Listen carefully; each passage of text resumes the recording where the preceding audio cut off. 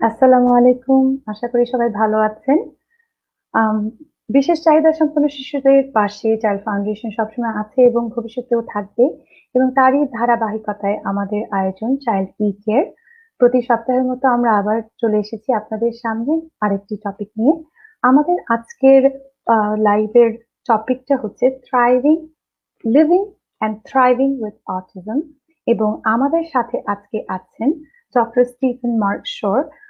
এবং তার সম্পর্কে আমি আপনাদেরকে কিছু তথ্য আগে থেকে জানিয়ে দিচ্ছি। আপনাদের অনেকেই হয়তো তাকে চেনা আছে।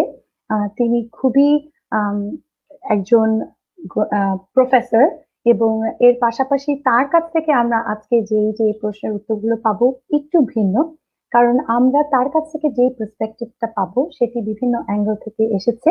আমি একটু তার সম্পর্কে আপনাদেরকে বলতে চাই। উনি যখন বয়স তার 4 ছিল তখন তাকে ডায়াগনোসিস করা হয় এটিপিক্যাল ডেভেলপমেন্ট এবং স্ট্রং অটিস্টিক টেন্ডেন্সি নিয়ে। এবং তাকে এমনও ডক্টররা বলে যে তাকে ইনস্টিটিউশনালাইজ করতে হবে, এবং সে 4 বছর বয়স যখন তার হয় তখন সে তার পুরো ভাষা হারিয়ে ফেলে। এবং সবার ধারণা ছিল যে সে হয়তো কথাই কোনোদিন বলতে পারবে না। কিন্তু তার বাবা মা এবং বিভিন্ন থেরাপিস্টের সহায়তায় তিনি আজকে একজন full time professor at Adelphi University, এবং সে NYU school of culture education এবং হিউম্যান ডেভেলপমেন্টে আছেন, সাথে জড়িত আছেন। সেখানে তিনি আহ, কাজ করে যাচ্ছেন supporting autistic people to lead fulfilling এবং প্রোডাক্টিভ লাইফ। তিনি একজন advocate for the autism community, এবং তার যে এই ফিল্ডে যে অবদান আছে আসলে বলার আম, মানে কোনো ভাষা পাচ্ছি না, কারণ তার অবদান শুধু তার পার্সোনাল লাইফের স্টোরি শেয়ারিং থেকে না। উনি একজন স্পেশাল এডুকেশনের উপর ডক্টরেট ডিগ্রি হোল্ডার, এবং উনি অ্যাডলফি ইউনিভার্সিটি স্পেশাল এডুকেশনের প্রফেসর। এবং তার স্টোরি থেকে আমরা অবশ্যই অনুপ্রাণিত, এবং তার কাছ থেকে আমাদের অনেক কিছু জানার আছে। এর বাহিরেও তিনি বিভিন্ন ওয়ার্ল্ডের রিনাউন্ড অটিজম সংগঠনের সাথে তিনি যুক্ত আছেন, এবং অটিজম স্পিকস নামের একটি ওয়ার্ল্ড ওয়াইড খুবই নোন একটি অর্গানাইজেশন আছে। তিনি ছিলেন প্রথম বোর্ড অফ অ্যাডভাইজরিতে যার অটিজম আছে, এবং এর বাহিরেও উনি বিভিন্ন অ্যাডভাইজরি বোর্ডের সাথে জড়িত আছে। অটিজম সোসাইটির উনি আম, সাথে জড়িত আছে, এবং অ্যাসপার্গার্স নেটওয়ার্ক এর সাথেও উনি প্রেসিডেন্ট হিসেবে এখন আছেন। আমরা আরো জেনে নিব তার যেই জার্নি, তার যেই ফ্যামিলির যে জার্নি, সেই কথাগুলো, এবং তার পাশাপাশি আপনাদের কিছু প্রশ্নের উত্তর সে আমাদেরকে দিবে। আমি খুবই এক্সাইটেড যে আমরা চাইল্ড ফাউন্ডেশনের পক্ষ থেকে আপনাদের সামনে নিয়ে আসতে পেরেছি ডক্টর স্টিফেন শোরকে। Hello, how are you doing, professor? Good, good. How are you? It's an honor to be with you to talk about. I'm so honored that you took the time from your busy schedule to come and do this for us. Actually, one thing that I forgot to mention in the beginning, alongside being a professor and all these other titles that you have, you are also an author. I'm gonna share this in Bengali with them a little bit because I didn't share that. Professor একজন অথরও, এবং তার কিছু বইয়ের আমি নাম আপনাদেরকে জানিয়ে দিতে চাচ্ছি। Beyond the wall, personal experience with autism and Asperger syndrome.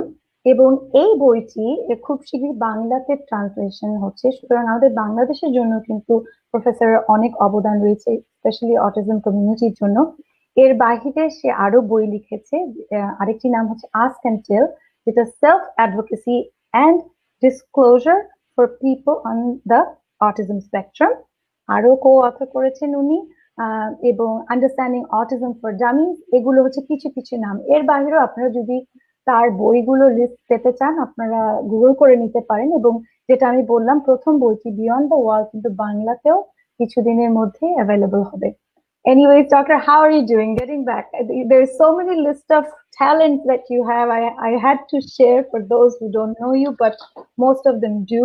Um, how are you doing? Oh, I'm good. It's a pleasure to be talking with you, to be with you, to share ideas about coping and thriving while being on the autism spectrum. Right. And you have been to Bangladesh. many times as well. So it's not new that you are connecting to us and to the Bangladeshi community. So we are very lucky that you are with us. And I have to, before we go into the questions, I just have general question that I have about autism and Asperger's, because there seems to be some confusions in different part of the world about what is autism and what exactly is Asperger's, whether they're the same thing or different. So would you like to clarify that for our audience? Yeah, I certainly would. With the difference between autism and Asperger syndrome, if we look at the previous edition of the Diagnostic and Statistical Manual of Mental Disorders, the major difference was that with Asperger syndrome, you did not have a significant clinical delay in verbal interaction. However, the lines of demarcation between autism and Asperger syndrome were very muddy at best. Most people consider me to have Asperger syndrome, and I do as well. However, since I lost functional communication at 18 months and didn't start getting it back until age 4, I think that counts for being autistic rather than Asperger syndrome. And so in that way, it doesn't matter to me. It's all part of the autism spectrum. And then in the DSM-5, in the 5th edition, they eliminated Asperger syndrome. And there's good and bad for doing that. Personally, I'd rather they keep it. However, I think one of the reasons that it was removed is that there was a lot of difficulty in drawing that line, the demarcation between the two, and maybe we should just spend more time figuring out what support needs the individual has, which is why we now see autism spectrum levels 1, 2, and 3.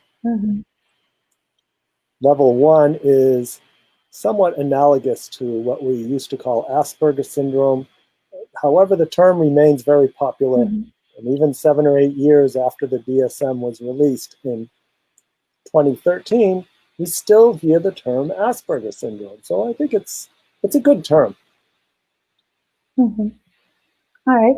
So now if you would share a little bit about your story, because your journey itself is inspiring for many young parents who are just learning that they have a child on the spectrum, or for even those who are listening who have autism. If you could share how it has been for you to live with autism, with a special need. Oh, sure. Well, things started out very typically for me. After 24 hours of age, I've got this nice picture that has me looking like an egg. And then at 18 months, like what happens to about 30% of us, I was struck with what I call the regressive autism bomb.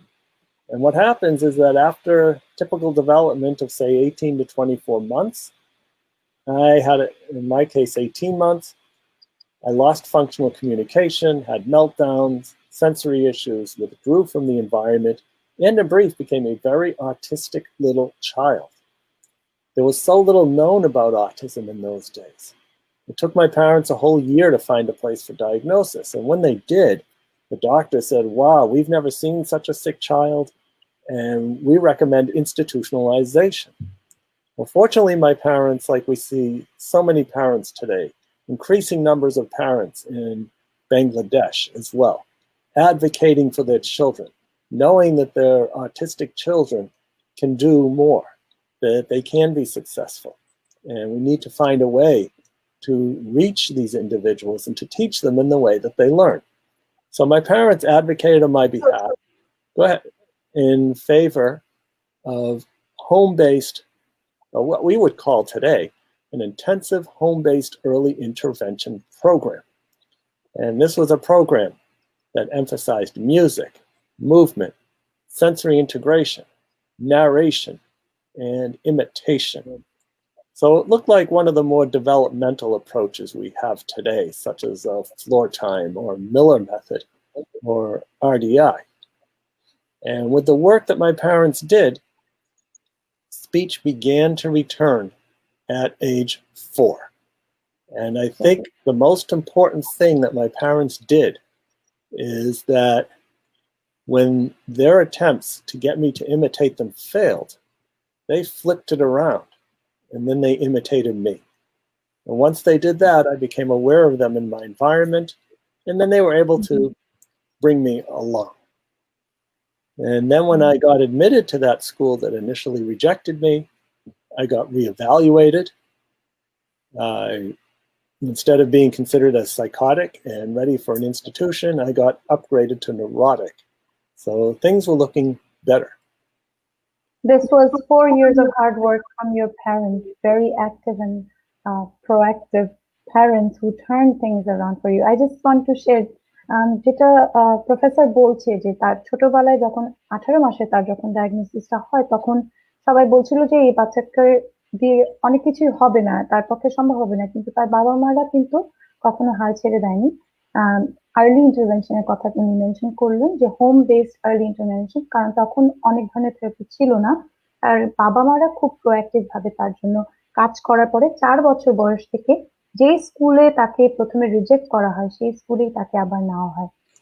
সুতরাং আমরা এটা আসলে for parents who are listening, how important early intervention or the role early intervention plays in someone's life who has autism. I have witnessed it with my child and many like you who have definitely benefited from early diagnosis and early intervention.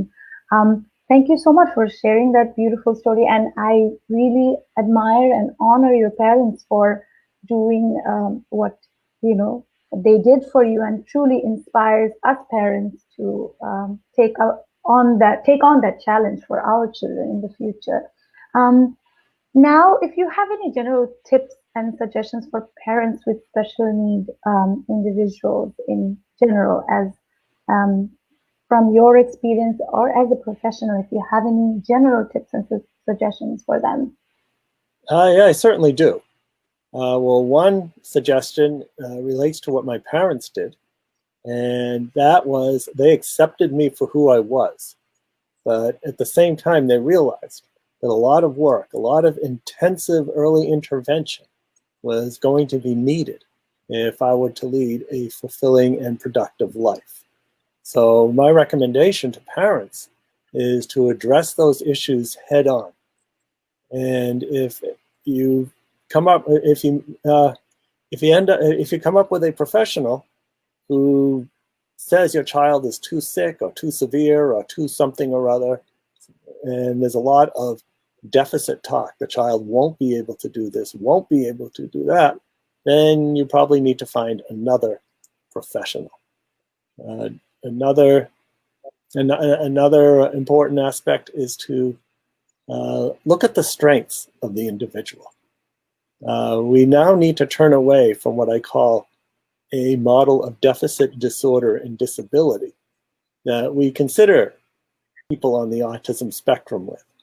And we see that in reports, we see that in discussions, all the things that the child won't be able to do, all the difficulties that they will have, and then sometimes at the very end, a few words about their strengths. But we need to flip that around.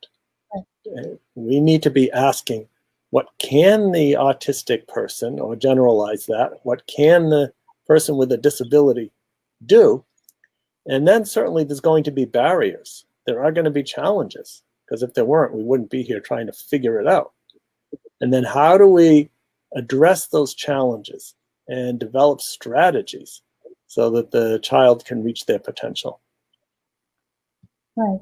And that's a beautiful thing that you were saying, because a lot of the parents especially in Bangladesh, we face a lot of stigma from the society, and the acceptance is very difficult. The social norms and how people with disability are seen in Bangladesh is very different from how it is. I'm sure in the United States or other countries it was, but many years back. So that's where Child Foundation and you have done as well around the world, to bring this awareness that you have to accept the child for who he is. And that's a beautiful thing you have suggested.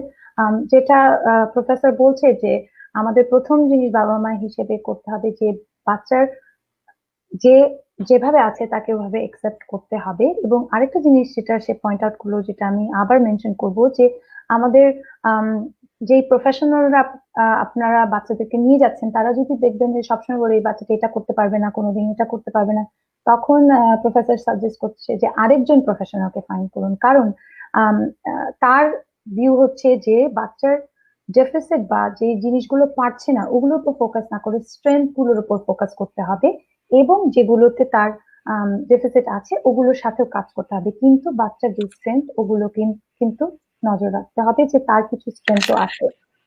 So I'm going to actually move on to the questions that parents have sent us, teachers have sent us, professionals, your admirers have sent us, and I will start one by one. And the very first question that we received is very interesting. I'm just saying that in Bengali. প্রথমেই প্রশ্ন আমাদের এসেছে যে আপনার পক্ষে মানে প্রফেসরের পক্ষে কি সম্ভব কিনা একটি ফ্রি মোটিভেশনাল ইভেন্ট করা for people with special need, বাংলাদেশের স্পেশাল নিড কমিউনিটির জন্য। So before we begin, we have a request that you, I guess from Child Foundation, we can arrange an event for a free motivational event for parents who are demotivated with their child. And this parent has a 17-year-old with ASD. He has mild autism. So I guess that's the first question. A motivational event. What do you say, Professor? I say I'm all for it. We are all duty bound to help people with autism, with other conditions, to lead fulfilling and productive lives. And I think we can make that the rule rather than the exception. Right.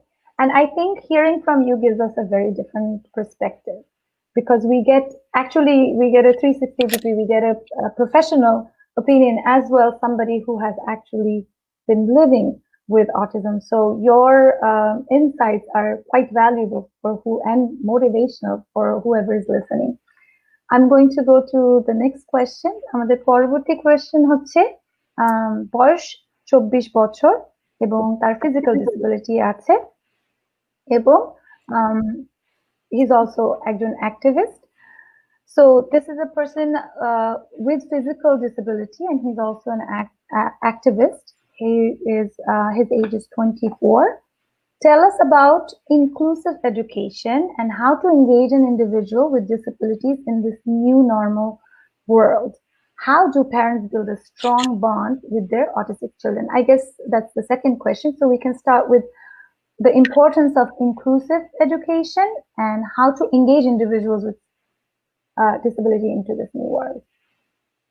All right. So inclusive education is vitally important. And I think we need to put all efforts possible towards inclusive education, because the world is inclusive. The world is not a special education school. It's not an institution. And we have to be able to get out and work and engage in the community and to live. And that begins in school. And when I think about inclusion in school, it has to be meaningful inclusion.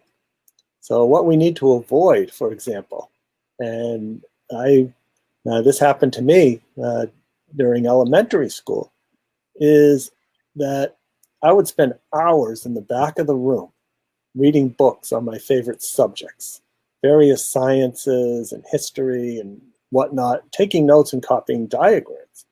And sometimes I'd even wonder if there was more to school than reading my favorite books, like reading in groups or doing math in groups. And I think what it translated to is first, teachers didn't quite know how to reach me. So I was usually about a grade behind in most of my subjects. And then secondly, since I wasn't a behavior problem, they just left me to my own devices. And some people would call that inclusion because I was in the same room. I call that geographical inclusion. So what we have to do is we have to find ways to meaningfully involve the child in the school classroom. And with accommodations and various strategies, this individual may be able to do the same thing as everybody else, but maybe needs a little more help and guidance. There are other students who, no matter how many accommodations we make and how many modifications we make, they will not be able to do the same thing as everybody else. So then we have to find ways to still include them in a related way. So this is the student, for example. I just saw a video recently. A boy with cerebral palsy. He loved nothing more than baseball, and he wanted to be a baseball player. But because he had such difficulties in controlling the movement of his muscles, he wasn't going to hold a bat and hit a ball, and he wasn't going to be running to catch a ball. However, he could be meaningfully included by keeping the statistics related to the game, keeping the scores, and other such things. So while he was not doing the same thing as everybody else, he was still meaningfully involved in the activity. Right. He was included into that favorite activity that he has. Right. Professor যেটা inclusive এডুকেশনের ব্যাপারটায় point out করছেন যে inclusive education of course খুবই ভালো হবে বাচ্চার জন্য, কিন্তু এটা মিনিংফুল হতে হবে। মিনিংফুল বলার মধ্যে সে একটা জিনিস বললো যে জিওগ্রাফিক্যাল ইনক্লুশন, মানে একটা বাচ্চাকে আমরা ক্লাসরুমে দিয়ে রেখেছি, যেটা তার সাথেও হয়েছে, উনি বলছেন সে দেখা যেত যে ক্লাসের পিছনে বসে থাকতো, তার যে পছন্দের বই সেটি পড়তো, কিন্তু সে তাকে যে মিনিংফুলি ইনক্লুড করা হয়েছে ওই ক্লাসরুমের সব অ্যাক্টিভিটিতে তা না, কিন্তু এটা কিন্তু করা অবশ্যই সম্ভব। কারণ যখন সেই বাচ্চাটাকে প্রপার অ্যাকোমোডেশন দেওয়া হবে, তার যেই সাপোর্ট গুলো দরকার সেগুলো থাকবে, সেখানে কিন্তু সম্ভব। উনি একটা এক্সাম্পল বললেন যে একটা বাচ্চার সেরিব্রাল পালসি আছে, কিন্তু সে বেসবল খেলতে খুব পছন্দ করে। যেহেতু সে শত অ্যাকোমোডেশন করেও ওই খেলাটা খেলতে পারবে না, কিন্তু সে ওই গেমের দেখা যাবে যে সে সেই গেমের স্কোরটা যদি সে রেকর্ড করতে থাকে, তাকে কিন্তু কোনোভাবে ওই গেমটাতে ইনভলভ করা হচ্ছে। সুতরাং শুধু ইনক্লুসিভ এডুকেশন না, মিনিংফুল ইনক্লুসিভ এডুকেশন জরুরি, যেখানে টিচাররাও জানে যে কিভাবে বাচ্চাটাকে ওই এনভায়রনমেন্টে অ্যাডজাস্ট করানো যাবে। The second part of the same person's question was, how do parents build a strong bond with their autistic children? Because as we know, with some autistic individuals, even with family members, creating that connection is very difficult. What are your thoughts on that? Well, bonds are developed through interests, through common interests. And if you're not able to find what the child is interested in, just observe how they spend most of their time, or would spend most of their time if you let them do it. And whatever that activity is, it might be watching a favorite show on TV, it might be looking at videos on YouTube, it might even be sitting on the floor and flapping their hands. Whatever it is, join in on the activity. And that way, that child will notice you and include you in their environment, and then you can move along. I was called in to consult for a person who had very limited speaking ability. He was in middle school, and he loved to draw, and his drawings were pretty artful. It was to such a point that that's all he wanted to do. In school, teachers had tried to take away his drawing because they thought that that was getting in the way of him paying attention. There'd be these horrific meltdowns. Finally, you might say his behavior went out, and he would spend the whole day also in geographical inclusion in the back of the room. So when I met this teenager, the first thing I did is I sat down at the table where he was drawing. He was drawing on a big piece of paper. And I picked up a crayon and started drawing on my side of the paper. And he looked at me and then went back to his business. I found that I could draw pretty much what I wanted.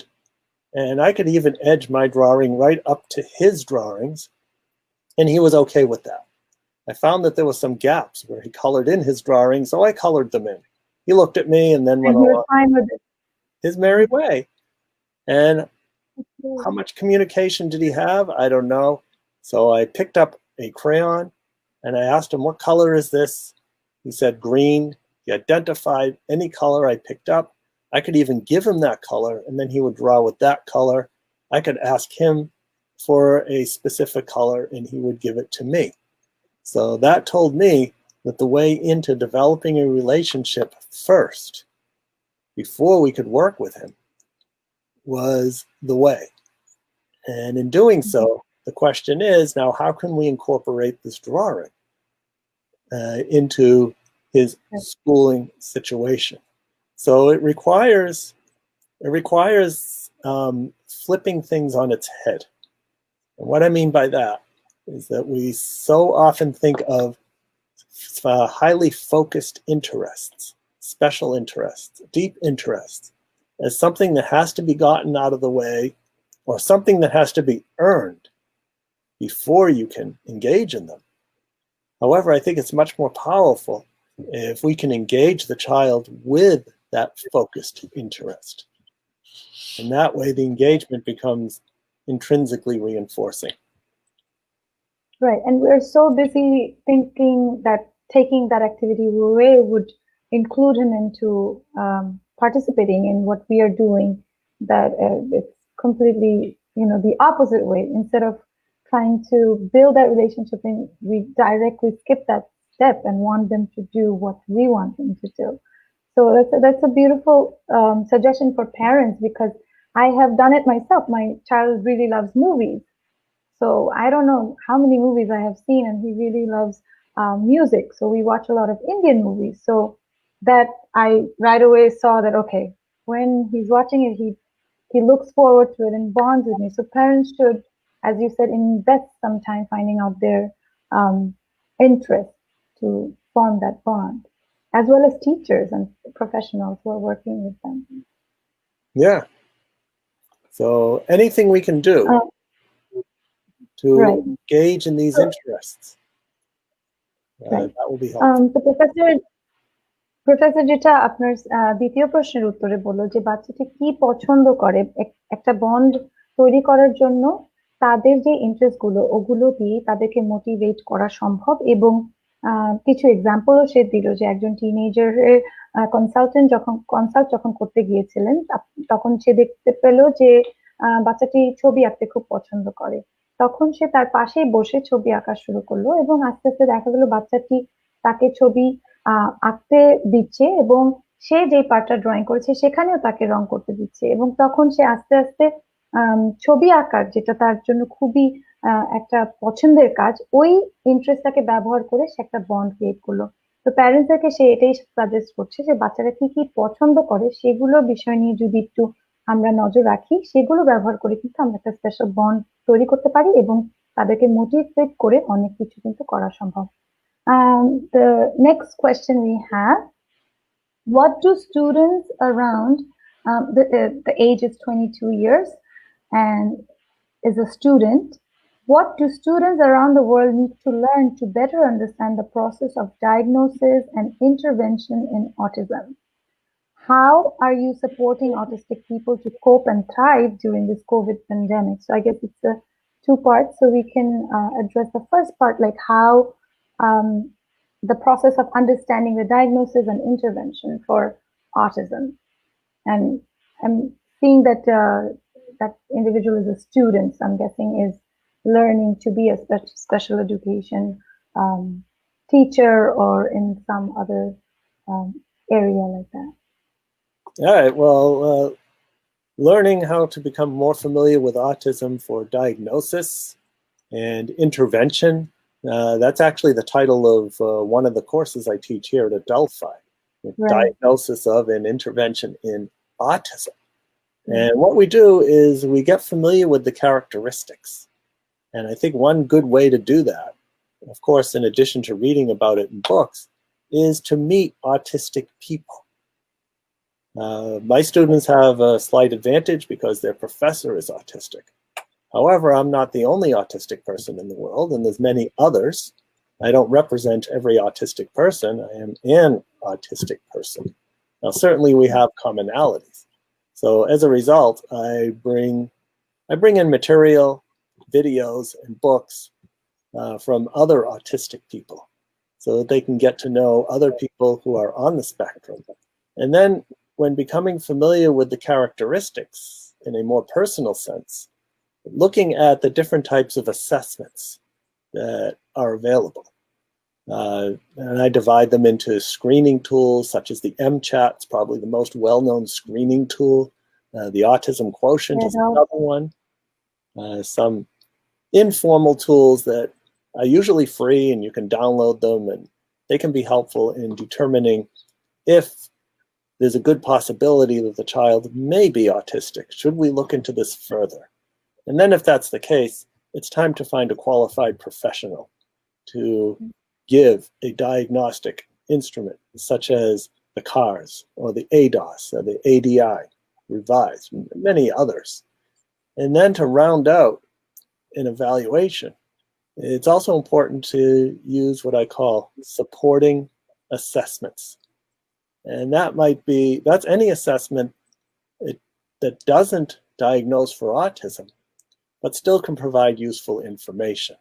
So it could be the block design test, the tapping test, or even an IQ test if it's used appropriately.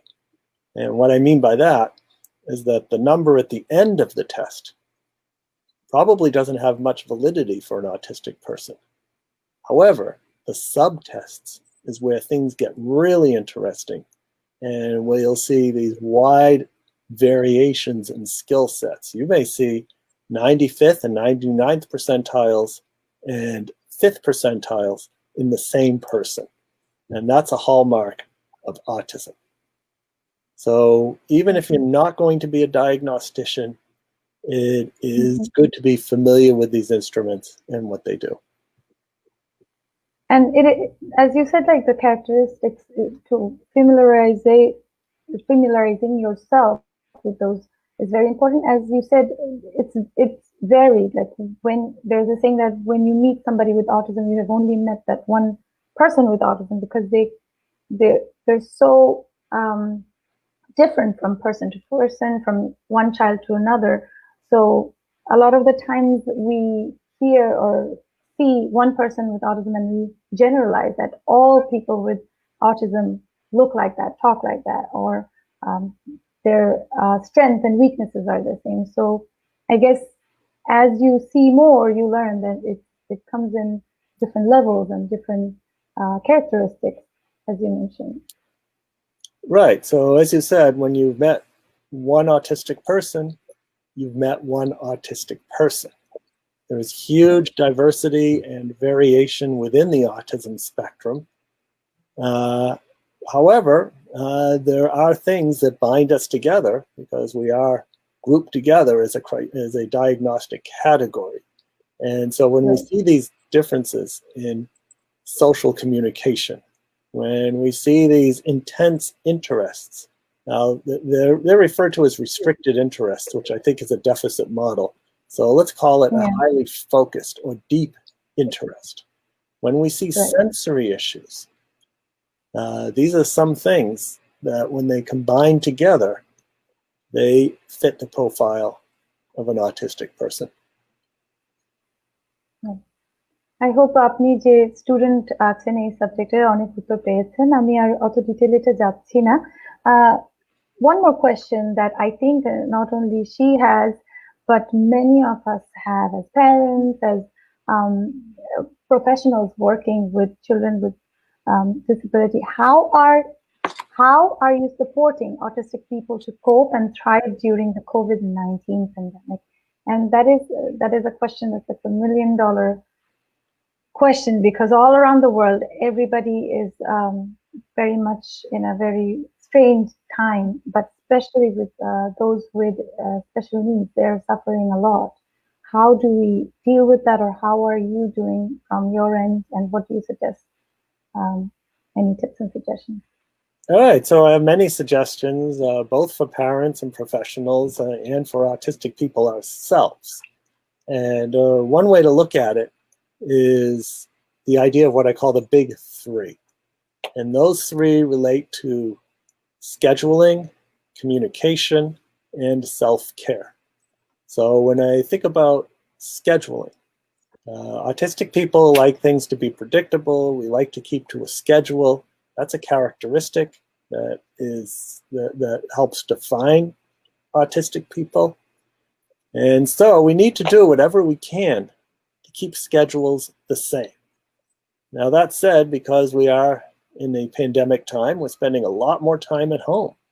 So not everything can be the same. So let's consider a school day. The day starts the same as it always starts. And some people have their schedule in their head, so you don't write it down. Others may need the schedule written down in a list. Others may use a picture schedule. So whatever it is, you keep using that schedule. And everything's the same until you get up to the point of where, say you're a school-aged child, you have to go to school. So at 8:30, for example, that's when you wait for the bus, or you get driven to school or walk to school. That's just when it happens. So instead of having a picture of a school bus, which would signify that it's now time to wait for the school bus, now you have a picture of a desk, perhaps in a separate room of the house, or maybe it's in a corner of the house, wherever learning is taking place. And now at 8:30, it's time to go to that desk and to learn. Most schools have some sort of opening attendance procedure. We call it opening circle. And one example of how that happens is I see students will sit in a semicircle, for example, on a rug on the floor. So everybody's sitting down and the teacher recognizes each student, calls out their name, and sometimes there'll even be some visual supports to that, where that student who is called will walk to the wall, pull off a picture that's Velcroed to a large poster of home, and then move it over to a poster of school. And so everybody gets recognized. So could we replicate that opening circle type activity at home? So are both parents present? What about any brothers and sisters? And we move them from a picture of the home to, in this case, a picture of the desk where the child is going to do work. Maybe dad also has to work, but he's at home too. So he has to go to a separate area to his computer and do his work. And we do that for everybody. And then school has certain routines that we can keep. There's often a mid-morning snack. So we can have that.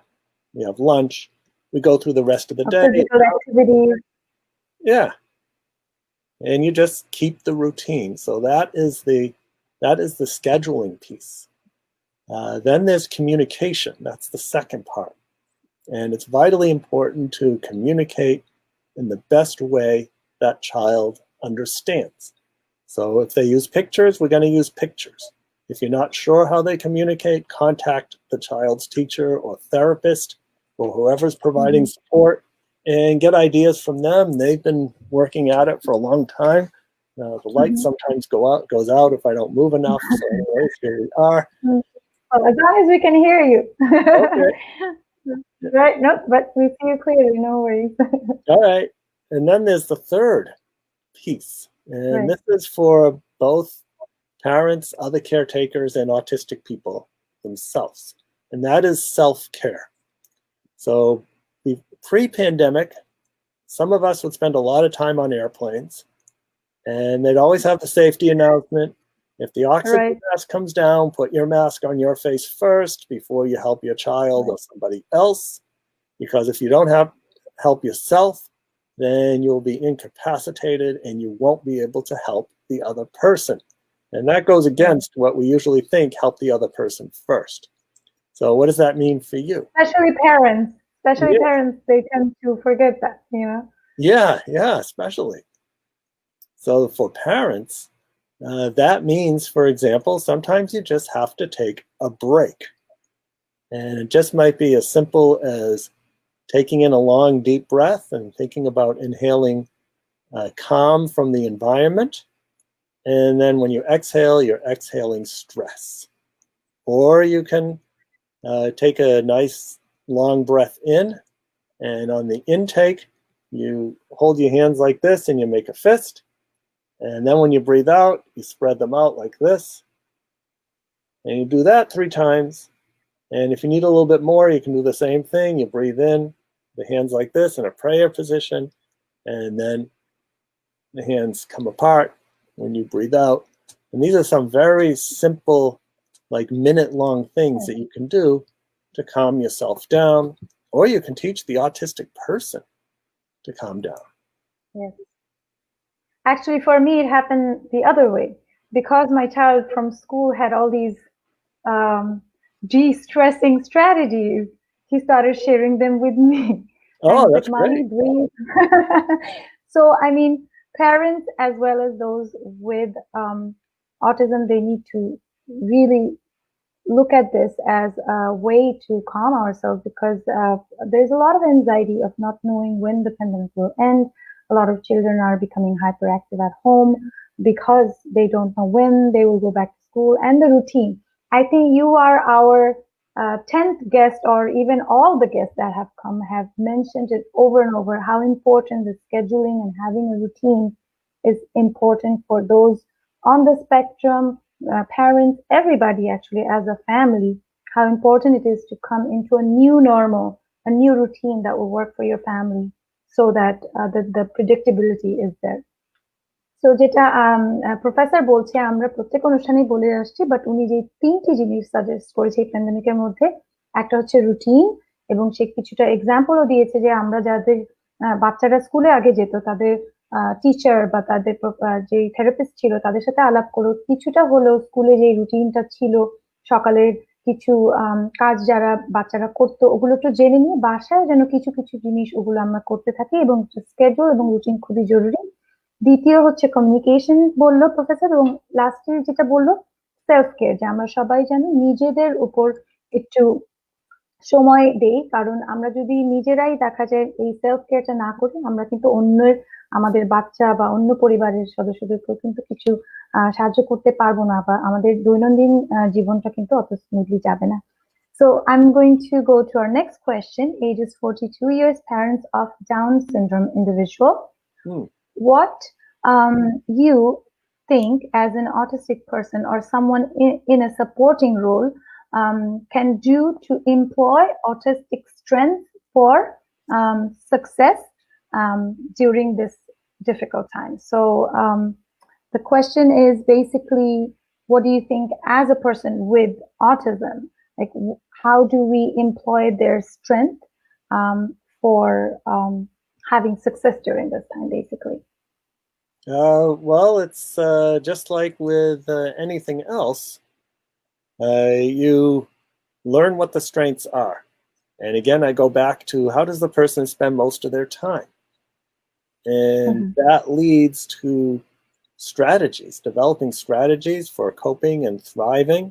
So if the person likes visual input and watches YouTube, what YouTube type of videos could we find that relate to perhaps what the person needs to learn in order to be successful?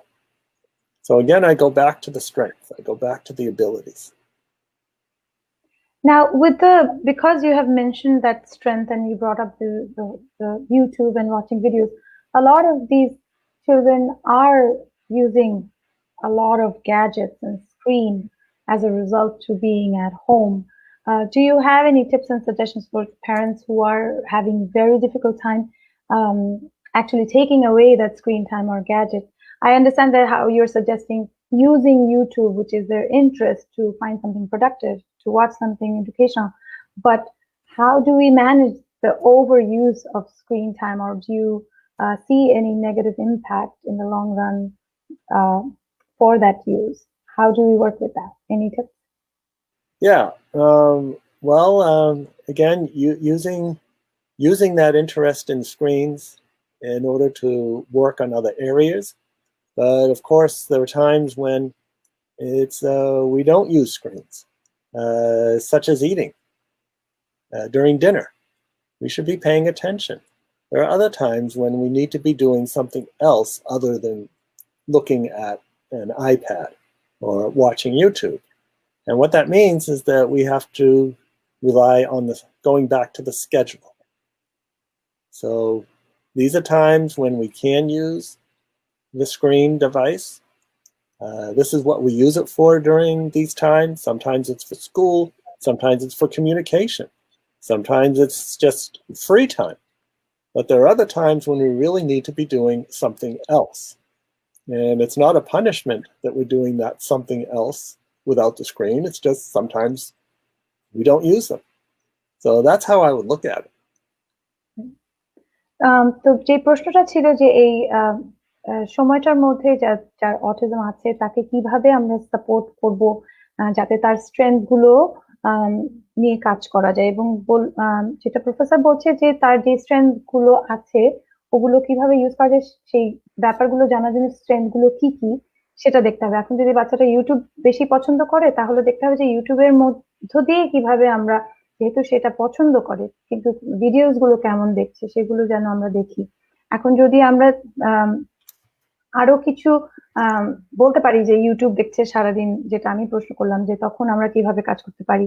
তো এই রুটিনের কথাটা কিন্তু আবার উনি mention করলো যে আমাদের দিনটা ভাগ করে নিতে হবে যখন এই তার পছন্দের কাজগুলো করা সম্ভব, এবং তার বাহিরেও যে স্কেডিউলিং থাকবে অন্য ধরনের অ্যাক্টিভিটি যেটা খাওয়ার সময়ও কিন্তু তার সাথে কাজ করা সম্ভব, বা তাকে অনেক কিছু শেখানো সম্ভব, বা ডেইলি রুটিনের মধ্যেও কিন্তু অনেক কিছু শেখানো সম্ভব। Another question from the same person is, how do you self-advocate for yourself? And All right, self-advocacy is a very important tool that we need to teach autistic people. And we can teach all autistic people to advocate in some way.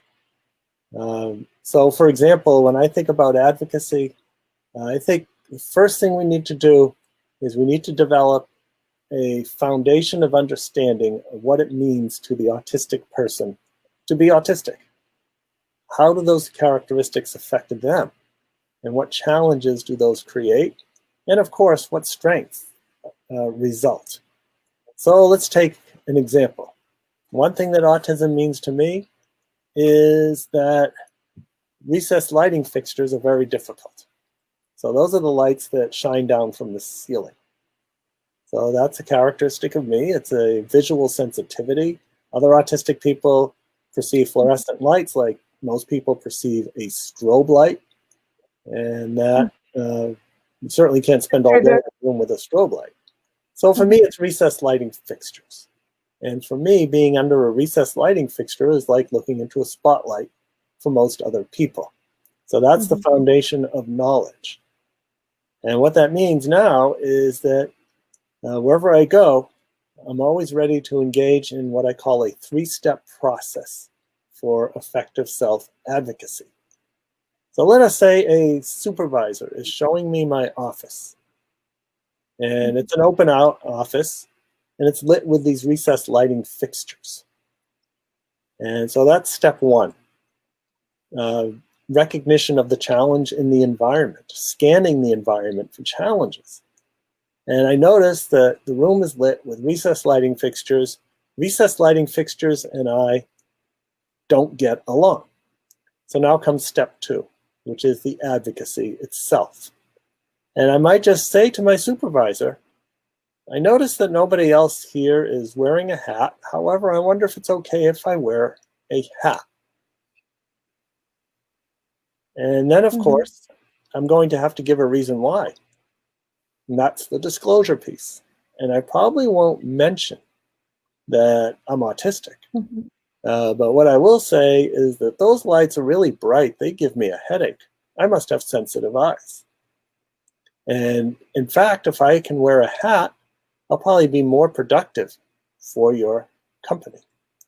So whereas most people may perceive this hat as a fashion statement, and it's always good to support your university wherever you go, in reality, it's an accommodation. And this is what helps. That is very nicely and simply you actually put যে প্রশ্নটা আমরা করে পেয়েছিলাম সেটা হচ্ছে যে self advocate সে কিভাবে করে তার। তো একটা জিনিস যেটা পয়েন্ট করলো যে যার যে ইন্ডিভিজুয়াল তার সেই ডিসেবিলিটিটাকে বুঝতে হবে এবং তার স্ট্রেংথ এবং উইকনেস গুলো তার জানতে হবে, এবং ওটা জানার পরে একটা 3 স্টেপ যে কথাটা বলছিল প্রফেসর, সেটা হচ্ছে যে প্রথমে তো আমরা জানলাম যে আমার স্ট্রেংথ বা উইকনেস কি। সেখানে তার একটা এক্সাম্পল টেনে বললো যে তার লাইট, তার সেন্সিটিভিটি আছে চোখে।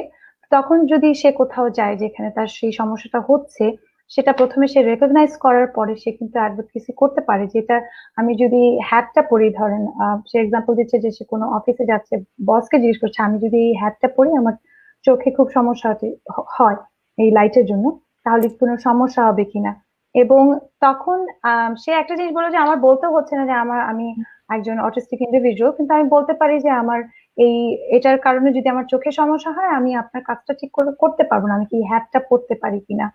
এবং তখন দেখা যাবে একটা প্রোডাক্টিভ সলিউশনও হবে এবং আম, একটা অ্যাকোমোডেশনও হবে যে এই ছোট একটা চেঞ্জের কারণে কিন্তু তার যে লাইফ সেন্সিটিভিটি আছে সেটা কিন্তু অ্যাকোমোডেট হয়ে যাচ্ছে। সুতরাং ইন্ডিভিজুয়ালদের তাদের প্রথমে জানতে হবে তাদের স্ট্রেংথ গুলো এবং উইকনেস গুলো কি কি, যাতে তারা অ্যাডভোকেট করার সময় তারা কিভাবে নিজেদেরকে অ্যাডভোকেট করবে সেটা তারা জেনে নিতে পারে। And I have a question from myself. When did your parents share with you your diagnosis and spoke to you about how you have to advocate for yourself and you might have to stand up for yourself in certain situations? What age do you remember when your parents actually shared that information with you? Because a lot of parents ask me that question, like when did you share with your child that he's on the spectrum? Well, this is a very important question because I feel that autistic people need to know when if they're autistic and what it means to them. So fortunately in this regard, my parents just used the word autism in the house for as long as I can remember. So probably since about age 5.5, when my speech had pretty much normalized, I knew I had this thing called autism. We didn't know much about what it was, but it helped explain a lot of differences. However, I find most people don't learn about being autistic that way. So as a result, I've developed a 4-step approach in which to tell somebody that they're autistic. So I'll give a quick example. I was giving music lessons to this 5.5-year-old child with Asperger syndrome. So there's Asperger syndrome again. He definitely had Asperger syndrome. He was very smart, great musician. And his parents, however, refused to use the word autism in the house because they knew with enough intensive activity, early intervention, we could just knock that Asperger syndrome right out of him. Well, we know better. And now in his teenage years, he was still autistic. And his parents realized that he needed to be told, and they asked me to do the deed. So I did. I started the next lesson by talking about his strengths in music, graphic design, and computers. And then we discussed his challenges in penmanship, making friends, and physical education. So I call that first step recognizing strengths and challenges. Then there's the second step, which is listing them. So we take a piece of paper, strengths on one side, challenges on the other, and then we look for strengths to accommodate for challenges. Well, since you're so good at computers, why don't you just type your papers instead of writing them by hand? I think that will work better. And he thought that was a good idea. So I always try to find a strength to accommodate for a challenge. And also, I don't use the word weakness because that's too static of a word. I talk about challenges because a challenge suggests that you can work through, over, around, accommodate for, or even make a considered decision to ignore a challenge. So for example, I am very low functioning in a noisy bar. Too much noise, too much nonverbal communication. Now I know I could wear ear protection. I could maybe talk to some biomedical type people I know and get some magnesium to help with hearing sensitivities. I heard that can help. I could learn more about nonverbal communication. Or I could just decide that I can lead a fulfilling and productive life, not going into noisy bars, and be done with it. So then there's step 3, which is non-judgmental comparison. And that is where we look at other people's strengths and challenges, their profiles. And we see that different people have different strengths, different challenges. Nobody's better than anybody else. And we use our strengths to lead fulfilling and productive lives. And then just before I enter step 4, I talk about other people who are also autistic, but are successful. A lot of people think that Bill Gates is autistic and he seemed to do okay with his computer business. And then step 4. Well, there are scientists and doctors who study people's characteristics. And it just so happens to be that your set of characteristics line up with what is known as Asperger syndrome. So this disclosure was very fast. It only took 20 minutes. I didn't know if he understood. A few weeks later, I asked his dad, how'd your son do with the disclosure? And Dad said, oh, my son, he loves having Asperger syndrome. Because now he understands why he is the way he is, and he is ready to engage in effective self-advocacy. Beautiful story. Thank you so much. Like each word coming out of your mouth about this story brings tears to my eyes, because recently my son said to me, I wear my autism like a badge of honor. And that was just, and he thinks it's a superpower. So I think for a lot of parents in Bangladesh, I just want to say, যেটা উনি share করছিল যে আমি প্রশ্ন করেছিলাম যে কোন বয়সে আসলে বাচ্চার অটিজম আছে, এটা তাদের সাথে শেয়ার করা উচিত। এবং সে স্ট্রংলি বিলিভ করে যে যদি সে বাচ্চাকে জানানো যায় যে আমরা সেলফ অ্যাডভোকেসি কথাটা বলছি, সে যদি নিজের এই ডায়াগনোসিসটা নাই জানে, তাহলে কিন্তু তাকে অনেক কিছুই সে তার চ্যালেঞ্জ গুলো কেন হচ্ছে বা সেই চ্যালেঞ্জের বদলে তার কি কি স্টেপ নিতে হবে এগুলো কিন্তু সে জানতে পারে না। তো সেটাতে সে একটা ছোট প্রফেসর একটা স্টোরি শেয়ার করলো, হাউ টু ডিসক্লোজ, যে কিভাবে তার সাথে শেয়ার করেছে একটা 5.5 বছরের একটা টিনেজারের সাথে। I am sorry. সো আমরা দেখে নিতে পারি যে আমাদের এই একটা কথা প্রফেসর যেটা ভালো লাগলো, যে কোনো কিছুকে উইকনেস বলছে না, সে বলছে আমাদের চ্যালেঞ্জেস থাকতে পারে এবং প্রত্যেকটি চ্যালেঞ্জের জন্য কিন্তু আমাদের উপায় আছে যেগুলো করলে আমরা সেই চ্যালেঞ্জগুলো overcome করতে পারি। I know we have a lot of questions, but I hope you're doing okay answering, because I'm definitely enjoying listening to your answers. No, it's good. They're good questions. They're very good question. And next question, this is a teacher asking, 50 years old.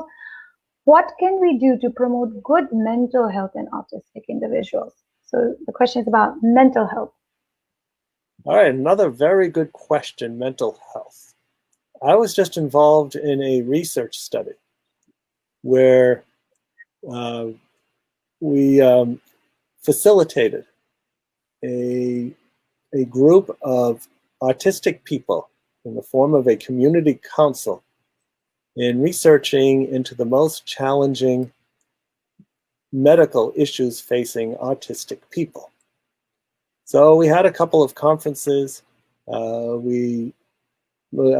We sent out a number of surveys, and the answer that came back by asking autistic people, what are the challenges? They came up with mental health. So mental health is most on the minds of autistic people, specifically access to mental health care. And then we found out that another research organization called Autistica in the United Kingdom did similar research. We didn't know about each other's work, but we both came up with the same conclusion: mental health. So that underscores the importance of addressing mental health issues. So what that means is that we need to train psychologists and other counselor type people to understand autism, to realize that with autism, there often are mental health challenges. And what the goal should be of any counseling professional is to help that autistic person work with being autistic. We cannot counsel or psychoanalyze anybody out of being autistic. It doesn't work that way, but we can certainly provide support in terms of working with mental health challenges.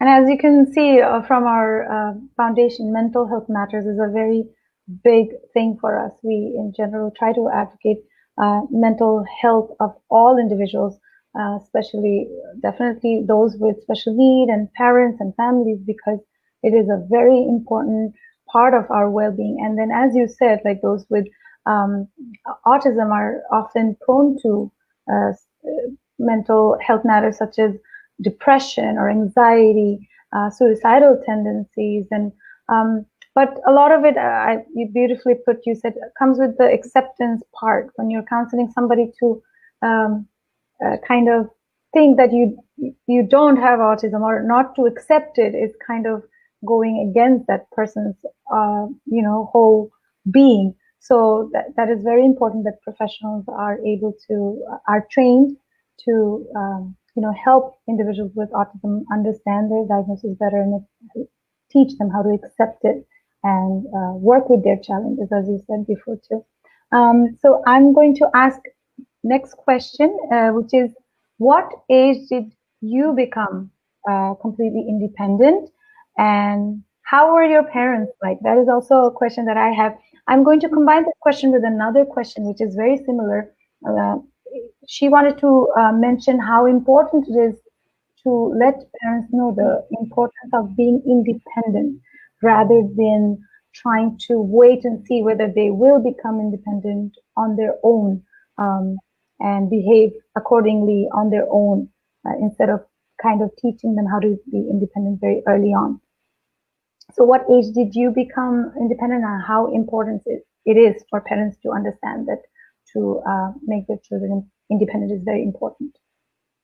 Well, I think we need to be talking about the concept of interdependence rather than independence, because nobody lives completely independently. Only hermits live independently. And we all, at least hopefully appropriately, depend on others to do things that we're not good at or we just don't want to do. So I know many people, for example, they think nothing of getting on an airplane and letting the pilot fly the plane, and nobody says you really need to work on your independent skills because you're not flying that big old plane by yourself. Right. So interdependence, depending on others. And I think it's an important thing to start developing. For autistic people, it can start with small things, such as teaching them how to do their own laundry, how to cook food, how to heat up food. Wherever that person is developmentally, we need to find ways for them to make choices and to start doing things on their own as much as possible. And it may even start very, very small, such as making your bed when you're done, when you get up in the morning. Some people may be able to do the whole task. Some people may only be able to begin with putting the pillow in the right place. And then you teach the other parts. And then you glue all those pieces of a task or a chore together until they can do it on their own. All right. And the second part of the question was, how were your parents? From what I've already heard, they seem like they were amazing parents, but she just wanted to hear about your parents. How were they? They were good. My mother, she stayed at home because she had me. She had my brother, who was 2 years older than I am and was diagnosed with mild to moderate retardation. My sister, she's the oldest of us all. I used to accuse her of stealing all of the neurotypical genes in the family. However, as time went on, I find out that she's not neurotypical at all, and she's got her own things going on. So we all do. Yeah, everybody does. So we all. do. So my mother stayed home. She had an interest in music. That was part of my early intervention. We'd spend a lot of time listening. And I forgot to mention, you as well. You have a lot of music background in you, and from what I read, you almost had a doctorate in music, correct? Yeah, that's right. Yeah, I did all the coursework in music education for a doctorate, and then started getting more interested in autism. So I defected to the School of Education and got my doctorate in special education.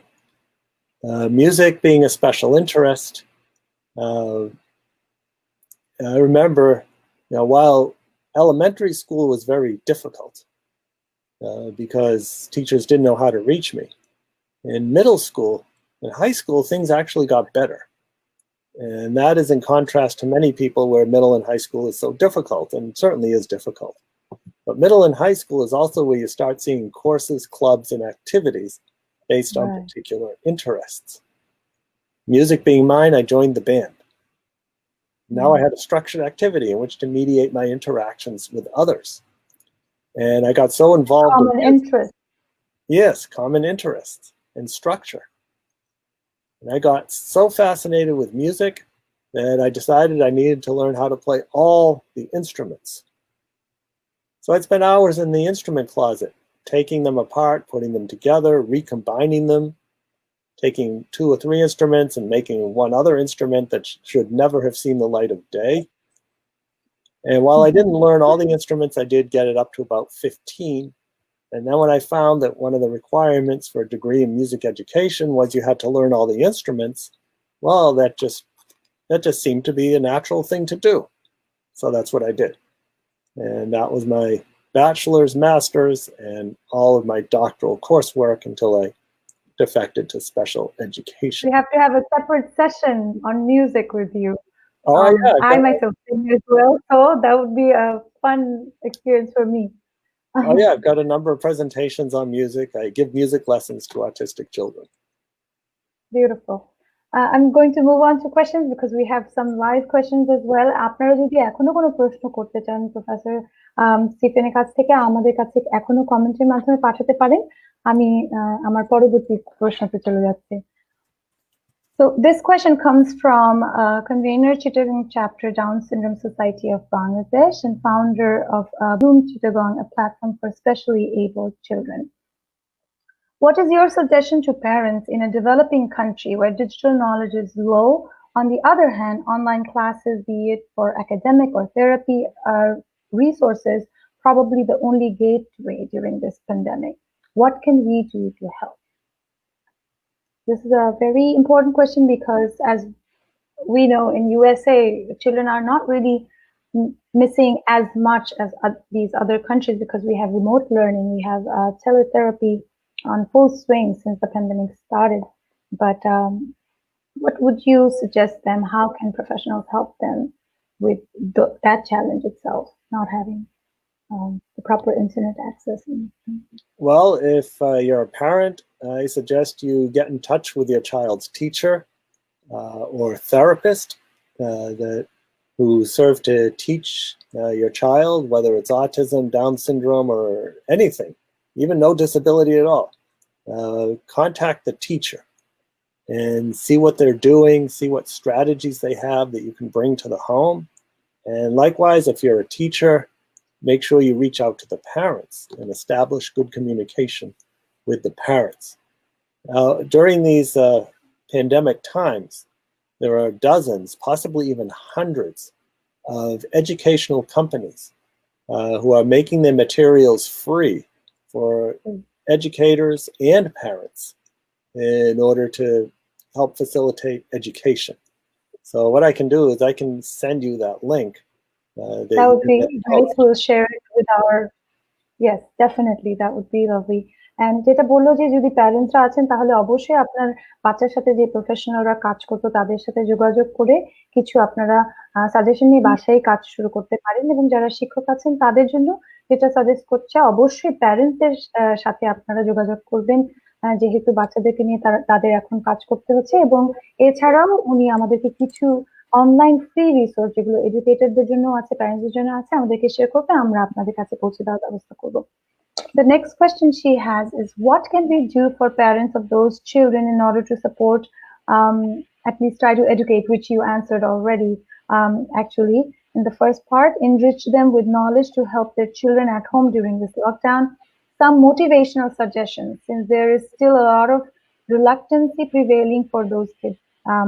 So anything to motivate the parents who are at home, and how can we support the parents on keeping these children healthy and happy?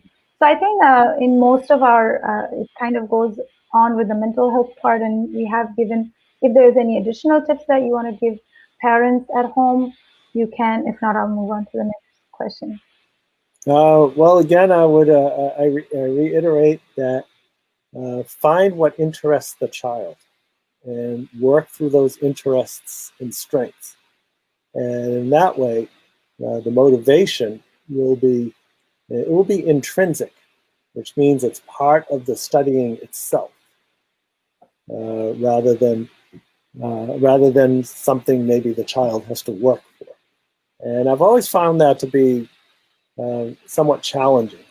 The child lives to do whatever they do. They've got their highly focused interests. And then suddenly somebody comes along and takes it away. And so how's that going to make the child feel? And then something that you have always had, now it's taken away, and then you have to kind of buy it back. Whereas if we can find ways to engage that highly focused interest with the activity. So let's say someone has a fascination with using a flight simulator or airplanes in general, but needs some help in math. Let's find ways to teach math through airplanes. There's plenty of math as it relates to airplanes.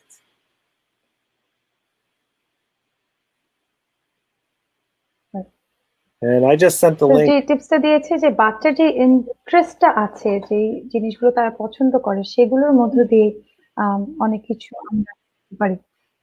Yes, thank you so much.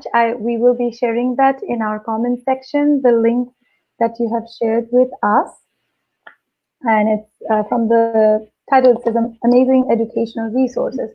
So আপনারা এই লিংকটা সাহায্য নিতে পারেন, এবং আরো যদি কিছু থাকে আমরা আপনাদের কাছে পৌঁছে দেব, যেটা সাজেশন প্রফেসর আমাদেরকে দিচ্ছে। এগুলো এডুকেটরদের জন্য আছে এবং প্যারেন্টসরাও অবশ্যই দেখতে পারেন। I'm going to the next question. 29 years old, speech and language therapist. Do you think music can impact the life of an autistic child, and how music helps person with autism? It's a great question. So what role would you say music plays? Oh, music plays a great role. And by the way, I think I just shared the screen. Okay, I did. All right, so there it is. Take a screenshot, all of you in computer land, and in that way you can grab it real quick. I'm not quite sure it's visible here, but if you share with us, we can share it, because I don't think this platform is allowed. There you go. Perfect. Oh, there it is. Perfect. Yeah. Perfect. Right, so there it is. But anyways, back to music. Music is great because what I find is that whatever seems to scramble the speech centers of the brain in autism, leave the musical ones intact. So in that way, music can sometimes become the means of communication. And with other autistic people, music becomes a sort of carrier signal to help organize communication. And so there's a lot of benefits. So those are some of the extrinsic benefits to music. Certainly working on fine and gross motor control, social interaction, taking turns, developing a skill, getting good at something, using it as a way to get involved in the community as a musician. But also music is just plain old fun. And then finally, I haven't figured out how to teach typical kids yet, so I just stick with the ones who are autistic. They make a lot more sense to me. And a lot of them are, it happens to be their interests as well. Right. As I said before, with music, we can actually have another session with you with various usefulness of music, and we will be bringing that in our child e-care in the future to discuss more how to use music in learning and educational purposes. The other question that he also had was, are there any research-based updated techniques for improving symptoms of childhood autism? Well, we're learning more things all the time. You've got the comprehensive treatment models, often referred to as CTMs, which we find in school systems, models such as the Miller method, and that's a developmental cognitive approach. Floor time, which is also developmental, but more about relations. We also have daily life therapy, which it comes out of Japan, which focuses on living a balanced lifestyle. We have applied behavior analysis.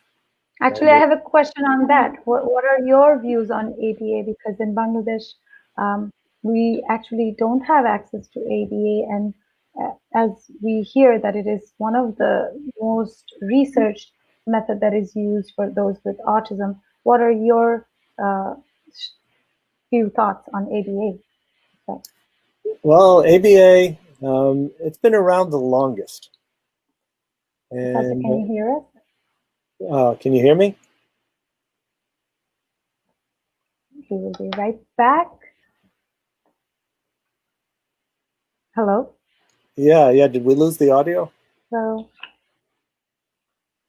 আমরা একটু আমাদের কানেকশনে problem হচ্ছে, আমরা আবার ফিরে আসবো এর মধ্যে. There you go, you're back. Hello. Okay, Yeah, so we were having a little bit difficulty hearing you. So yes, thanks for joining back. All right, so we're back. Well, applied behavior analysis. What I find with applied behavior analysis is that studying why a person does something is very important, and that's what they use with. That's what they call a functional behavior assessment. However, I often find with applied behavior analysis is that practitioners get over-involved in modifying behaviors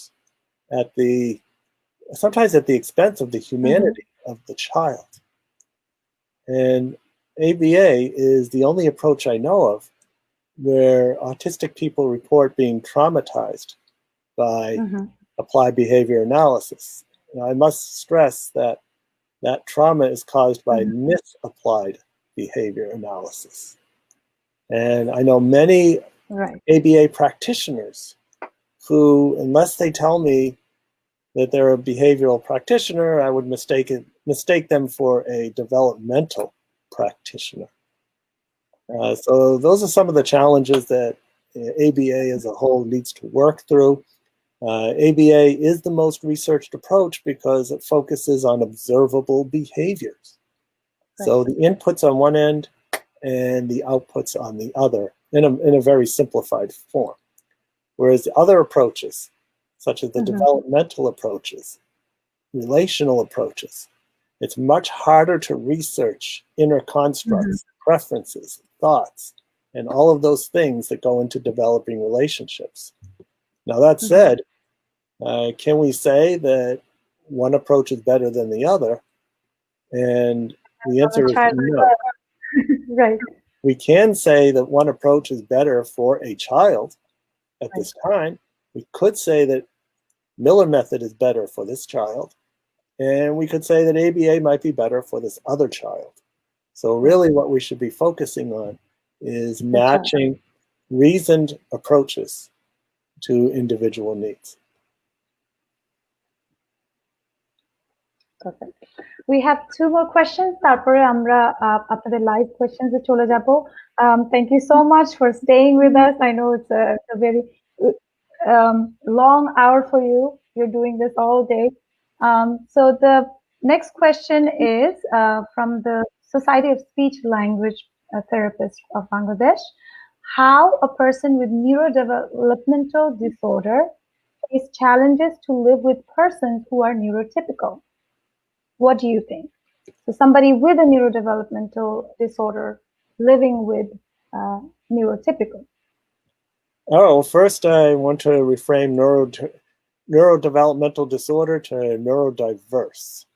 Someone who is neurodiverse, who thinks differently, not necessarily less than or worse than, just different. And I think the key towards relationships and understanding between people who are neurodiverse and those who are not neurodiverse is communication and striving to understand the viewpoint of the other person. So, for example, we often talk about autistic people having difficulties with theory of mind, which is a concept explaining that autistic people commonly have difficulty understanding the non-autistic mind, taking the viewpoint of another person. Now, that said, we could flip that around and ask how many non-autistic people have difficulty understanding the autistic mind. So theory of mind can go both ways. And for example, with my wife and I, I'm neurodiverse, I'm autistic, my wife is not autistic, and we realize that we just have to communicate about a lot of things that maybe other people would think they would understand automatically. That's a question I have in the future for my son. Or like, how does that work? But then again, if you think about it, like even with what we call neurotypical, how many of us do really in a relationship understand the theory of mind of the other partnership? It's all about how well if you have the tools of communication with each other and how well you guys work that out. So I think that's beautifully put how you have said by reversing it. But I mean, even between neurotypicals, how many of us fully understand each other, really? So, but definitely valuable insight. The second question that he has is that acceptance of diagnosis of autism is always hard for parents with children with special needs, not only autism, just in general with special needs. What are things that can help parents and the family to accept it easily? Yeah, well, that brings to mind the idea of what I call the 4 A's of autism. And those 4 A's of autism start out with awareness. And we've been pretty good at awareness. We've got it to a point where we realize that 1 in 54 people are diagnosed with autism, according to the Centers for Disease Control and Prevention in Atlanta. And that's a lot of autism. That's almost 2%. And what this does is, now that we recognize autism at home, in school, in the community, in employment, that builds a solid foundation to reach the next step. And step 2 is that acceptance phase. And acceptance is where we understand that autistic characteristics are part of the person. It's not something that we can use early intervention or any type of intervention or counseling to remove, but we can work with them. So if we go back to my example of the kid who loves flight simulators but is having difficulty in math, working against his autistic characteristics would be to say, this special interest in airplanes is really getting in the way. No computers in math class. We have to do math first, and then you can use the computer, because then you will be motivated to get through your math. That's working against the characteristics. If we want to work with the characteristics and accept those characteristics, then we say, all right, this kid loves flight simulators. Maybe we don't even know why, but he does. So let's find a way to work with the interest to teach mathematics. So another example might be a child who has a highly focused interest in balls, let's say, for example. Now, this is the kid who, if he sees a ball, he'll throw it. He'll grab and throw it, and that's all he does. He doesn't speak very much either. And working against the characteristics might be to say, well, we've identified the interest in balls as a powerful reinforcer. Let's take it away and now earn it back. If you sit quietly and look at me or do something else, then you get a few minutes with the balls during break time. Or I could flip it on its head and say, all right, you got this interest. It may be weird, but that's what it is. I'm going to come in with dozens of balls, big ones, little ones, bright ones, dull ones, different materials. And the first thing I'm going to do is I'm going to take a ball out of my sack and say, here, give it to him and let him throw it. And then I give him another one. Start establishing a trusting relationship to demonstrate that, no, I'm not here to take away your favorite activity, but I'm here to provide this activity. And maybe we'll do a little learning as well, as we learn to count and categorize and give these objects to other people and accept them from other people. So that's the acceptance phase. Then the third phase is appreciation. And that's where we see autistic people valued for what we can contribute to society. And we're seeing this happening in, for example, IT companies, SAP, Microsoft, Apple, many others, actively seeking autistic people because they know a number of us can do things, that other people can't, or we do it faster. Now, that said, only a minority of us are IT geeks. It's not all of us, it's a minority. Big enough group for these IT companies to notice and make a big deal about. However, we also need to find employment and find ways to appreciate autistic people with skills in other areas. And for those of us who need more supports, such as a fellow in Florida I know who needs a lot of support in scheduling and even communication. However, his favorite activity is to pull laundry out of a dryer and fold it perfectly, perfect creases, and he does it really fast. And I know many people who would like help with their laundry. He'd be glad to come over to Bangladesh and help you too, but you'd have to pay him to do it because that is his job. And so he is also contributing to society and being appreciated. And then there's that fourth A, which is action, which glues the other three A's together. We have to do, we have to work, we have to always be looking for ways to work with the characteristics of autism and promote fulfilling and productive lives. And I think we have the technology and we have the know-how in order to make fulfilling and productive lives the rule rather than the exception. Beautiful, beautiful. Thank you so much. We have one last question and then we will wrap up the live session. And the question is, just a moment.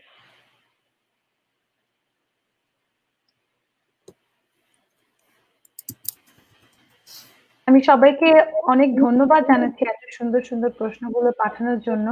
আসলে আমরা যে উত্তরগুলো পেয়েছি শুনে আমার তো অনেক ভালো লেগেছে। আশা করি আপনাদেরও ভালো লেগেছে। আমাদেরকে প্লিজ কমেন্টের মাধ্যমে জানাবেন আপনাদের কেমন লেগেছে আজকের live. The question is, hi, I have a 5-year-old. Still he cannot talk, sit. What is your suggestions in this regard? Well, the first thing I would do is find a qualified professional to see what's happening with this person. I'd want to rule out any medical issues and also see an occupational therapist who understands autism, because it sounds like, and of course I haven't seen this person, I don't know him, but maybe he has a very low muscle tone. এই বিষয়ে regarding this আপনি child ফাউন্ডেশনের সাথেও যোগাযোগ করতে পারেন। আমরা বিভিন্ন অ্যাসেসমেন্ট রিলেটেড কাজ করে থাকি চাইল্ড ফাউন্ডেশনের পক্ষ থেকে। আমাদের সাথে যোগাযোগ করলে আমরা চেষ্টা করব আপনার প্রশ্নের উত্তর আরো ডিটেইলসে দেওয়ার জন্য। So we have arrived to the end. It has been long because we had many questions coming from all these who were eagerly waiting to hear from you. It has been an honor to ask you these questions, and listening to you give the answer so beautifully definitely has inspired me, motivated me, and has been really, truly, I'm very thankful on behalf of Child Foundation for you to come on and give your valuable time to us. If there's any last thoughts you'd like to share for our viewers, parents, teachers, educators, please do so. Yeah, well, two things come to mind. Number one is the potential of autistic people is just like with everybody else, it's unlimited. And then number two, because there's such great diversity within the autism spectrum, as we said earlier, when you've met one person on the autism spectrum, you've met one person on the autism spectrum. Thank you so much. And as you know, we have already gotten an invitation for you to come back and give us some more motivational talk. What you say is going to stay with us and keep us going for the future. And we hope that you'll join us very soon again. Thank you again. And I would like to really thank you from the bottom of our hearts. Thank you. And I hope you stay healthy and Thank you. You too. Alright, thank you so much. আশা করি আপনাদের আজকের এই অনুষ্ঠানটি ভালো লেগেছে। বিশেষ চাহিদা সম্পন্ন শিশুদের পাশে আমরা ভবিষ্যতেও থাকবো এবং আপনাদের সামনে এরকম আরো বিভিন্ন বিশেষজ্ঞদের কে নিয়ে আসবো, আপনাদের প্রশ্নের উত্তর দেওয়ার চেষ্টা করব। আজকের এই সেশনটি আমার জন্য আসলেই বলবো যে অনেক ইন্সপায়ারিং ছিল এবং আমরা আশা করব যে আপনারা উত্তরগুলো ঠিকমতো পেয়েছেন আপনাদের প্রশ্নের এবং আপনাদের যদি আমাদের প্রোগ্রামটা ভালো লেগে থাকে অবশ্যই কমেন্ট করবেন এবং আগামীতে আপনারা যেই প্রশ্ন করতে চান আমাদেরকে ইনবক্স করতে পারেন এবং কমেন্টস লিখতে পারেন। আশা করি আপনারা সবাই ভালো থাকবেন। সামনে ঈদ আসছে, আশা করি পরিবারের সাথে সুন্দর মতো কাটাবেন। আজকের জন্য বিদায় নিচ্ছি চাইল্ড উইকের পক্ষ থেকে।